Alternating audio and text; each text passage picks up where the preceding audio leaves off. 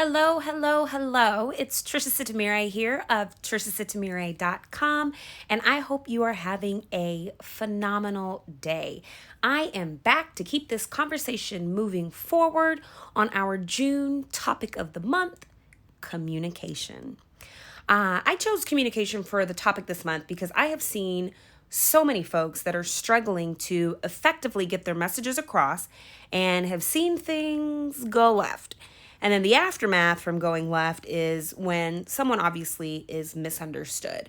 The lashing out, the messages going back and forth, the deflecting, and on and on and on. I was also reminded of how important communication is when navigating difficult or challenging conversations, as I struggled to adequately share my own thoughts around systemic racism and engaging in various conversations that are being had around race relations. So our focus for this video is actionable steps that you can take to improve communication. Let's jump right in. We started our conversation discussing communication breakdown, understanding what it is, how it happens, and how information is perceived differently by different people. The biggest takeaway, or if you remember nothing else from that video, is that we must listen to learn, not just listen to respond. Active listening is key. That means listening with an open mind and an open heart. We also touched on communication being a two-way street. That means in order for things to work, there must be engagement on both sides. And lastly, I touched on emotional noise, which are the things that prevent us from fully receiving a message.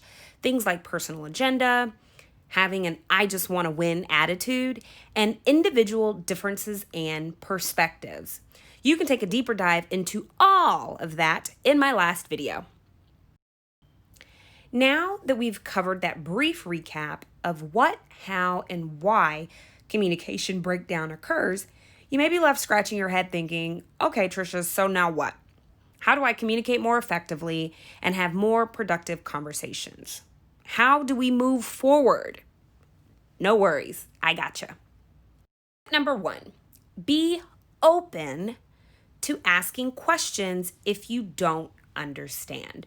So many people are afraid, nervous, or reluctant to ask questions for fear of seeming like they don't know something, or are nervous that the person they're speaking to won't want to answer.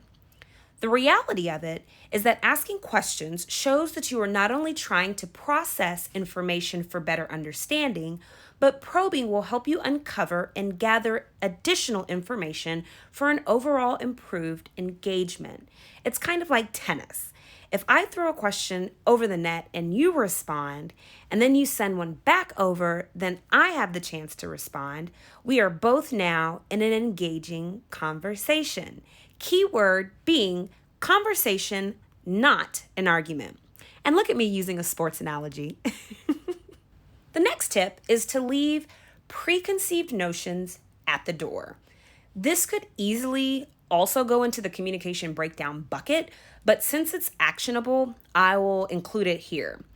This is so much easier said than done. Everyone shows up to a conversation with past experiences and their own perception. These things block communication, period. So if you go into a conversation feeling like you already know everything, simply put, you're wasting your time. Moving right along to tip number 3, be open to elaborate. You want people to understand your message, and sometimes you may have to reiterate, reframe, or restructure what you've said. If someone wants additional information about what you've shared, that is a good sign.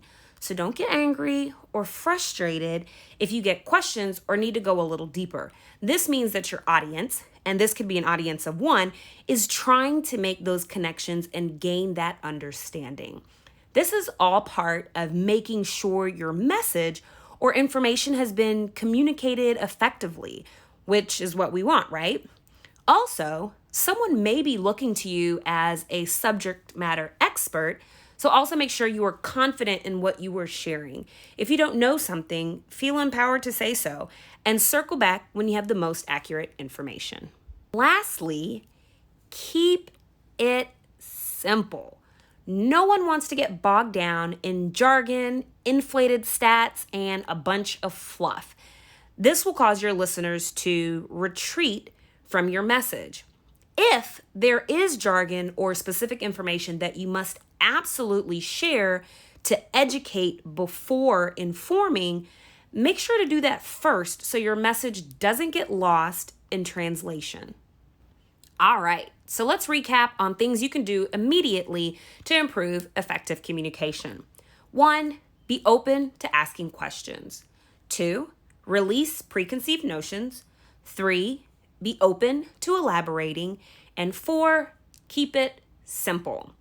Hey, what you have to say is important and you deserve to be heard. But what good is your message if it's not communicated effectively? I know these tips can make a huge difference. And like with anything else, intention plus awareness plus practice equals progress. Alrighty, well, that about wraps it up. Thank you so much for listening and being a part of the conversation. Make sure to stay connected and never miss an update by joining the Trust Tricia tribe. You can do that on my website, triciasitemere.com. And if you've enjoyed what you've heard, make sure to leave me a like, a comment, or share with a friend. I would love to hear from you. As always, I look forward to connecting again soon. And in the meantime, onward and upward.